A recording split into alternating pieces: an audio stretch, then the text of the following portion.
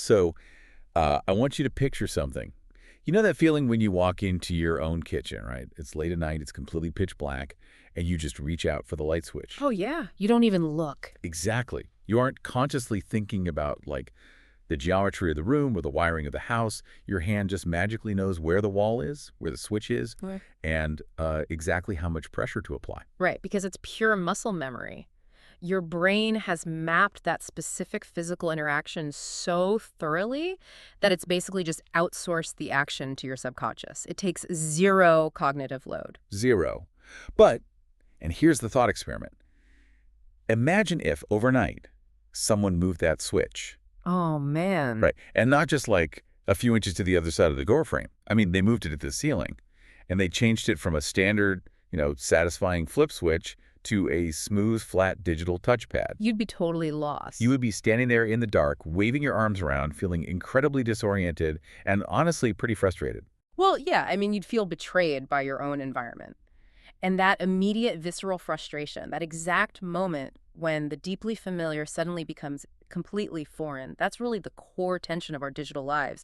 We experience that feeling constantly with the software we use. Which brings us to our mission for this deep dive. Today, we are looking closely at those digital spaces you inhabit every single day, trying to understand this surprisingly complex, razor-thin balance. Yeah. We're pulling from an incredible piece of source material today. Yeah, it's a great piece. It's by Tobias Reidenhag, the head of design at Intunio, which is a UX design and development studio in Sweden. And the article is called Innovate, right when the interface actually needs to change. It's a really sharp look at the industry. It really is. Tobias puts forward this compelling argument about why we crave that familiar light switch, but more importantly, he outlines exactly when and how a company has to make the terrifying decision to rip that switch out of the wall entirely. Now, I promise, by the end of this deep dive, it's going to completely change how you look at the apps and software you use every day. Because the baseline premise from Intunio is actually, surprisingly, a really robust defense of the status quo. Yeah, which you don't expect from a design studio. Right. They state very clearly that most digital products actually function best with recognizable interfaces. We rely on established interaction patterns to navigate the digital world efficiently. Like muscle memory. Exactly like muscle memory. I mean, if every time you opened your banking app, the transfer button was in a totally new location disguised as a new icon, your cognitive load would just spike. You wouldn't be able to just, do your banking. You'd have to relearn the app every single time. It's the difference between driving your own car versus getting into a rental car where, I don't know, the windshield wipers and the turn signals are swapped. Yes. You're turning on the wipers at every intersection. Right. You can still drive it, obviously, but it takes 10 times the mental energy. Okay, let's unpack this. Because if familiar is best, and users actively punish companies for changing things, what actually triggers the need for an overhaul? Like, why risk the user's wrath at all? Well, Intunio points out that established patterns have to be abandoned when they fundamentally break down against new realities. And this usually happens for a few very specific reasons. Like what? Well, there might be entirely new technological conditions that the old interface just wasn't built to handle. Or the user is trying to accomplish a completely new type of task. Or maybe the actual physical situation the user is in has radically shifted. It's kind of like rearranging a physical grocery store. How so? Like if you just move the milk to a different aisle for literally no reason. I'm frustrated, right? I want my milk where it always is. Right, obviously. Yeah. But if suddenly 80% of your customers are arriving on flying scooters and they need a drive-through lane inside the store, well, you have to redesign the store layout to fit the new reality. Minor tweaks aren't going to cut it. What's fascinating here is that innovation isn't a question of if it should happen, but when and why. It's about recognizing when the old grocery store layout is actively hindering the user. I'm trying to picture what do they call it? A new technological condition actually looks like in practice. Think about the transition from desktop computers to smartphones. Oh, yeah, that was a mess at first. Right. For decades, the entire digital world was built around the physical mouse. And a mouse cursor is this one-pixel precision tool. Yeah. You can click on tiny text links, tiny drop-down menus, little checkboxes. But then we moved to touch screens. And suddenly you're not using a one-pixel cursor, you're using a human thumb. Exactly. And a thumb is essentially a 40-pixel blunt instrument. When you try to navigate a desktop-designed website on an early smartphone, you are constantly accidentally clicking the wrong things. Because the established, comfortable solution, the tiny text link, it starts to feel less like a helpful tool and more like a frustrating barrier. Yeah, the old layout is actively hostile to the new reality. In that scenario, minor tweaks, like just changing the font size or the color of the background, they aren't going to save you. A fundamental systemic overhaul is actually required. You have to invent things like the hamburger menu or those large thumb-friendly buttons. Exactly. The danger, though, is when companies confuse the desire to look fresh with the functional need to innovate. Think about one of the most infamous UI overhauls in history, the removal of the Start button in Windows 8. Oh, wow. Yeah, people were furious. They were, because Microsoft tried to force a tablet-style touch-first interface onto millions of users who were still sitting at standard desks with standard keyboards and mice. The technological condition for those users hadn't changed. The task hadn't changed at all. Right. But the interface was radically altered anyway. It caused a massive user revolt because the innovation wasn't solving a friction point. It was creating one. So, assuming the conditions have changed, say the technological shift has happened, like with the smartphones, and we've admitted we need to rip up the old layout, how do we make sure we don't accidentally pull a Windows 8 and make things worse? Well, this is where Intunio's methodology comes into play, and it requires a pretty significant shift in mindset. When a major change is necessary, they don't start by designing the solution, they start by obsessively exploring the problem. Interesting. So no sketching right away. No, they hold off on sketching new app screens or picking color palettes. Instead, they ask foundational questions about the mechanics of the user's current struggle. So they are basically mapping the problem space rather than immediately jumping into the solution space. Exactly. They want to know what the user is actually trying to achieve right now that the current solution is failing to support. They look for the exact coordinates of the friction. What does that mean? The coordinates of the friction. Like, where is the user hesitating? Where are their mouse movements becoming erratic? Where are they doing unnecessary, repetitive manual work to bypass a clunky system? Intunio uses a highly systematic approach involving deep research, rough concept sketches, and rapid prototyping. And then they test those? Heavily. They build hypotheses about what might solve the friction, and then they test those hypotheses aggressively against real user behavior. They discard a lot of ideas before locking anything in. But wait, if you're strictly relying on systematic research, testing, discarding prototypes, doesn't that kill the designer's creative gut feeling? I mean, if design is supposed to be a creative endeavor, it sounds like you're turning it into a sterile math equation. This raises an important question, and it's a really common fear in the design world. But relying purely on gut feeling is exactly what makes UI innovation so incredibly risky. Really? Why? Because a designer's gut feeling is ultimately an assumption based on their own highly specialized experience. Designers are power users, right? They understand tech inherently. The average user doesn't. That makes sense. When you are overhauling a system that millions of people rely on, whether it's software for hospital records or an app for airline ticketing, unverified assumptions are dangerous. So the systematic approach doesn't kill creativity then. It just channels it. Exactly. It acts as a set of guardrails. Intunio's process removes the danger of those assumptions, turning the designer's creativity into a precision tool. The creativity isn't spent just trying to make things look pretty or novel. Or just radically different from the competition for the sake of it. Right. The creativity is deployed to solve complex behavioral puzzles. The systematic research tells the designer where the wall is broken, and the designer uses their creativity to figure out the most elegant way to rebuild it. Let's get into the actual mechanics of that testing, though. When they are mapping out this friction, what are they actually looking at? Because honestly, users are notoriously bad at explaining what they want. Oh, terrible at it. Right. If you just ask a user, hey, how should we redesign this? They'll usually just describe a slightly faster version of the broken thing they already have. Yeah, that's a fundamental principle of UX research. You don't ask users what they want, you observe what they do.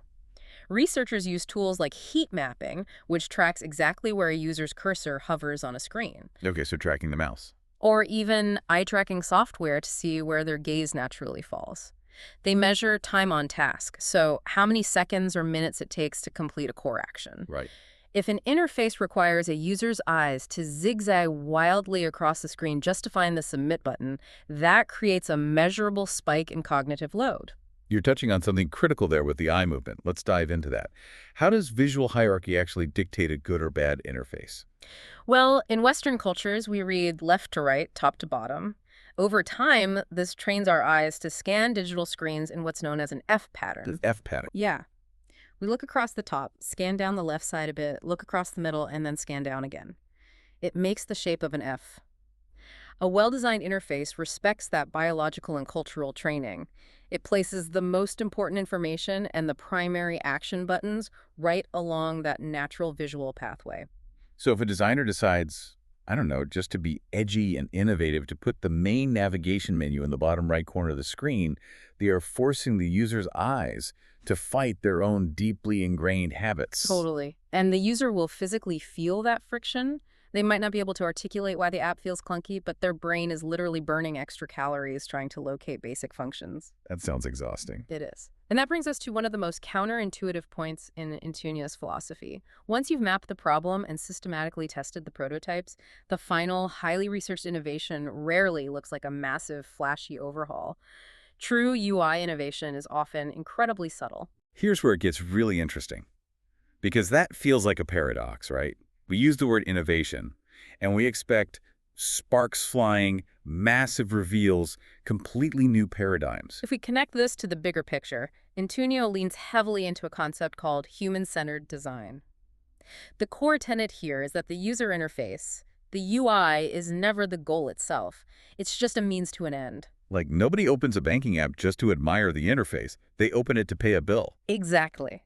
If the UI takes up too much space, or it's too flashy, or requires too much active thought to decipher, it starts competing with the actual task. It becomes a barrier. It's almost like a great UI innovation is like a musical score in a thriller movie, or a referee in a sports match. Oh, I like the referee comparison. Right, because a truly masterful referee manages the flow of the game, keeps the players safe, ensures the rules are followed, all without ever becoming the center of attention. If the fans and the commentators are spending the entire post-game show talking about the referee, Something went terribly wrong. exactly, the referee got in the way of the sport. Intunio explicitly states that whenever you are innovating an interface, you have to subject it to a ruthless test. You have to ask, does this change actually help the user, or does it demand more of their attention? And usually the best answers are the quiet ones. Always. The most successful UI innovations usually involve small, incredibly well-calculated adjustments. We are talking about minor shifts in the flow of a multi-step form, tweaking the visual feedback when you hover over a button so you know it's clickable, or slightly adjusting the timing of an animation so it doesn't slow the user down. Because those tiny surgical adjustments improve the user experience massively, precisely because they don't shatter the user's existing mental model of how the software works. Exactly. You don't have to relearn the whole kitchen. Someone just put a tiny glowing indicator on the light switch so you can find it faster in the dark. And when an innovation is integrated that flawlessly, it isn't experienced as a new feature that requires a tutorial. It feels like a natural, organic extension of what was already there. The user doesn't even consciously realize they've been given a new tool because it just feels so inherently right. That invisibility is the ultimate sign that the design is operating at the highest level. The UI basically acts as the stagehand, completely dressed in black, seamlessly moving the props around so the user can be the star of the show. Okay, so what does this all mean? Because that sounds beautiful in theory, but introducing any change to the real world, no matter how elegant or invisible, is a logistical minefield. People inherently resist change. Oh, big time. Even if the new system is objectively faster, smarter, and cleaner, introducing it abruptly is going to cause a shock to the system. But let me push back a little here. Isn't there an argument for just ripping the Band-Aid off? Ripping the Band-Aid off. Yeah, like if it's truly a better system, shouldn't we just trust the users to figure it out rather than baby-stepping them through it? Yeah. Well, that moves us from the realm of visual design straight into behavioral psychology. Changing an interface impacts deeply ingrained daily habits. When you force a user to abandon a workflow they've practiced thousands of times, you're inducing a temporary state of incompetence. You are forcing their brain to switch from automatic, subconscious processing, what psychologists call System 1 thinking, into deliberate, energy-heavy System 2 thinking. Right, which burns mental energy and causes immediate fatigue. So Intunio argues that because of this psychological toll, UI innovation must happen in stages. You can't just deploy a massive update overnight and expect people to be grateful. Even if it's better. Even if it's better, it requires testing on a smaller scale, gathering real-world feedback outside of the lab, and making continuous adjustments. Hmm. You have to bring the user along for the ride, acknowledging the effort you are asking them to expend. How does a company actually do that mechanically, though? What does a staged rollout look like for a piece of software used by millions of people? The most common and effective mechanism is A/B testing combined with opt-in betas. So instead of forcing everyone onto the new interface, a company will offer a small percentage of users the option to try the new version. They might put a little banner at the top of the screen saying, "Try the new, faster layout." And crucially, they usually include a legacy toggle switch, like a button that lets the user instantly revert back to the old classic view if they get confused or frustrated. Yeah, that legacy toggle is a psychological safety net. It tells the user, "We invite you to try this new tool, but we won't trap you here if you are in a rush and just need to get your work done." It gives the user control over their own learning curve. That builds a lot of trust. It really does. And as the company gathers data on how those beta users interact with the new interface, they refine it. They smooth out the rough edges before gradually expanding the rollout to larger and larger segments of the user base. This feels especially vital for high-stakes environments. Like if you are updating the interface for medical charting software used by emergency room nurses or dispatch software used by air traffic controllers. Oh, absolutely. A mistaken click due to an abrupt UI change in those scenarios isn't just an annoyance, it's a catastrophic liability. Which is why Intunio's philosophy treats interface design as a profound responsibility. When an organization forces an abrupt, mandatory change, they are essentially violating the trust of their users. They are signaling that the company's internal launch schedule is more important than the user's time, comfort, or operational safety. It's funny because the classic tech industry ethos has always been move fast and break things. Launch the minimum viable product, force the update, endure a week of people complaining loudly on social media, and just trust that the users will eventually figure it out and quiet down. Yeah, and that approach might work for a casual social media feed, but it is disastrous for utility software. An innovation that fails to account for the user's required learning time and the ongoing management of their daily workflow is ultimately going to fail, no matter how futuristic or sleek it looks. It has to respect the user. Exactly. Gradual, staged change mitigates that adoption risk. It builds long-term trust.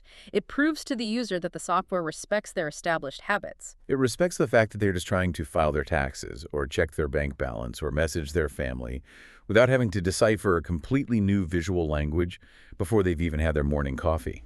The design really has to earn its place in their routine. By thoroughly exploring the friction, systematically testing hypotheses, keeping the visual changes as invisible as possible, and rolling the solution out with deep respect for human psychology, a company can actually pull off a successful UI overhaul. So, to synthesize everything we've pulled from Tobias Reidenhag and the Intunio team today, the ultimate paradox of UI innovation is that when it is truly done right, it feels entirely obvious in hindsight. It does. It solves a genuine, measured problem so elegantly that it requires almost zero explanation. It develops and evolves the interface, moving the capability of the software forward without merely changing the aesthetic just for the sake of marketing. It quietly removes the friction from your day without screaming for your attention. Yeah, well said. As you go back to your day and you interact with the dozens of screens and interfaces that manage your life, I want to leave you with a different angle on this to mull over. We've talked extensively about the goal of design being the total removal of friction, making our digital lives as seamless and invisible as possible. But consider this: human resilience and brain plasticity are built through encountering and overcoming friction. That's a really interesting point. Right. When we have to learn a new skill, map a new environment, or figure out a new puzzle, our brains create new neural pathways. So if the ultimate goal of the tech industry is to create a completely frictionless, perfectly intuitive digital world where we never have to struggle or adapt, what happens to our cognitive resilience? If our tools never challenge us to learn new pathways, do we slowly lose our capacity to adapt to the unexpected? Yeah, like when does a perfectly tailored, frictionless environment stop being a helpful tool and start becoming a developmental crutch? Exactly. So keep an eye on the invisible architecture of your world. Notice the friction and notice when it disappears. Keep questioning the design of the systems around you, and we will catch you on the next deep dive.